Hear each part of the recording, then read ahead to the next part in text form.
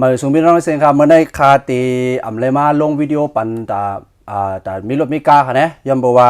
มีคลิปวิดีโอดีๆมาผักกันพี่น้องกันนะเอาค่ะนะครับมีFCหรือปีใจมึงปั่นเขาค่ะมีปีก่อนหนึ่งครับอยู่มึงปั่นนะแล้วฝากของมาปั่นข้าวเขานะกำพมาเกตด้วยว่ามันปีเขาใส่ปันมาเอียงละลายเนี่ยครับเนาะอันดังสุดเตะเฮียงเลยปีปันของขามาเนี่ยมันให้เขามาเฮียนหู้เลยถึงมาลัดในปีน้องเขาเนาะยังก็เป็นตั้งหู้ตั้งหันปีน้องเขานะอันดังสุดรถปีกวนมึงปั่นเขานะรถวิโก้เขาอะยังก็ปีเขาซ้ำน้ำมันมาเขาอะสตาร์ทติดเขาอะนะยังก็ก่อห้างช้างไก่น้ำจางมาตัวเขาว่ามันเป็นสังยอแต่เลยเป็นอีสังเลยเขานะเผื่อพอมาตัวก็ได้คำว่าแต่ได้เป็นปามเนี่ยเขานะพวกเป็นปามก็มึงมานก็มึงเต้ก็หิ่งง่ายเขาละ2-3 หมื่นเงินไทยกันนะก็20-30 แสนเงินมาแล้วกันเนี่ยย้อนเขามันขึ้นปีใจไก่มึงป่าน้ำโทมาหาข่าวแล้วก็เนี่ยมันว่า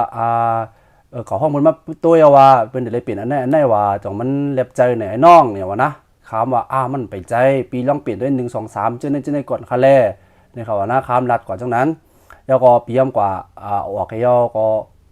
สั่งของมือเปลี่ยนค่ะเนี่ยซ้ำลีกว่าให้นะคะเนาะย้อนนะเนาะค่ะแล้วก็ปีย่ำว่าใครขอบคุณหรือใครขอบใจค่ะเนาะว่าน้องใครอีกใครอีกอย่างของมึงใจเนี่ยสั่งปีมาเร็วปีที่ส่งปั้นเนี่ยเขาย้อนนั้นก็อะไรเป็นมาคลิปวิดีโอนี่ครับนะครับเปียวส่งของมาปันค้านะครับมาตัวครับพี่น้องครับเปียวสั่งมาพวกส่งมาอย่างพวกอ่อนดังสุดเดขอบใจเขาเนาะขอบใจงินจมปีที่เต้ครับนะที่ส่งของมาปันค้าเนี่ยในก็จะมี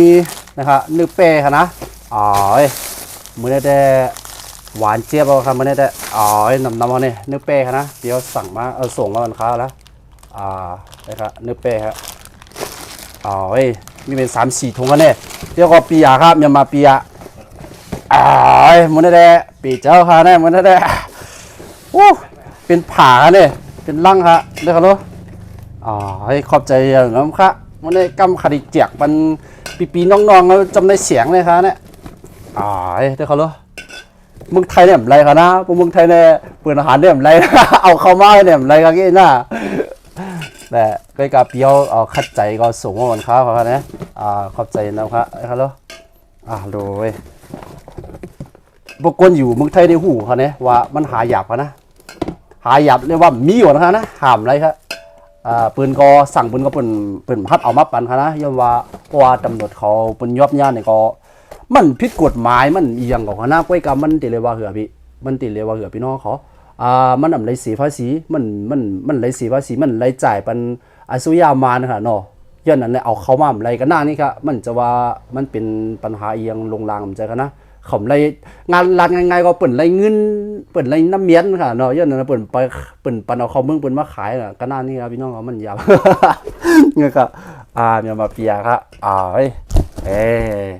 ขอบใจนำค่าพี่น้องครับเจออันตัวคลิปวิดีโอค่ะเจอนั่นค่ะนะสำหรับพี่น้องเขาตัวย่อ1 2 3ว่า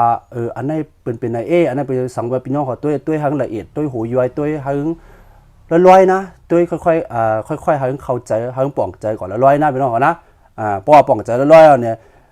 ว่าเขามีสติเปิดมาเปลี่ยนอันไหนแต่มันเล็บใจป้อมป่องใจเพราะว่ามันเล็บเมียนเนี่ยก็พี่น้องเขาโทรมาหาคาอะไรกูเข้ายามหะนะเดี๋ยวลองถามด้วยว่าถามเขาด้วยว่าปืนดีมาเปลี่ยนอันไหนเดี๋ยวมันเล็บใจเดี๋ยวมันดีเลยเปลี่ยนเนี่ยไอ้น้องเนี่ยถามมาให้หนึ่งก่อนอะไรค่ะนะยก็สองพี่น้องเขาใครสั่งของเนี่ยก็ต้องตักถามเขามาอะไรกูเข้ายามค่ะของเมืองไทยอีกอย่างก็ยาวค่ะนะสั่งว่าเป็นเครื่องรถเครื่องกล้าค่ะเนาะให้มันเป็นเครื่องรถเครื่องกล้าเนี่ยเขาจัดส่งปั่นพี่น้องเขาอะไรทั้งหมดค่ะเนี่ยสำหรับพี่น้องเขาตัวยาวว่ามันเป็นในบางปอกมามันถูกลีเปลี่ยนก็มึงเฮาห้ามเปลี่ยนกันนั่นค่ะเนาะย้อนว่ามังเมียวก็เปิ้นทำคู่ตีๆค่ะเนี่ยย้อนนะครับพี่น้องครับนั่นก็พังสติกันครับพี่น้องเขานะสังว่าเปิ้นเปลี่ยนเย้ามันเป็นคือนี่ก็โทรหาเขาอะไรกันนะเขาก็จะว่าเขียนหนังเขาใกล้กับมันถูกลีเซ็งเงินก็อย่าไปเซ็งจังนะครับพี่น้องเขานะค่ะนั่นก็เป็นคลิปวิดีโอมาขอบใจปันปีใจเขาอันผักของมาปันค้าในค่ะเนาะค่ะขอบใจนำค่ะพี่เจ้าค่ะสองพี่เจ้าด้วยวีเนี่ยก็ขอบใจนำค่ะเนาะที่ส่งมาปันเขาจะได้ครับมาส่งค่ะ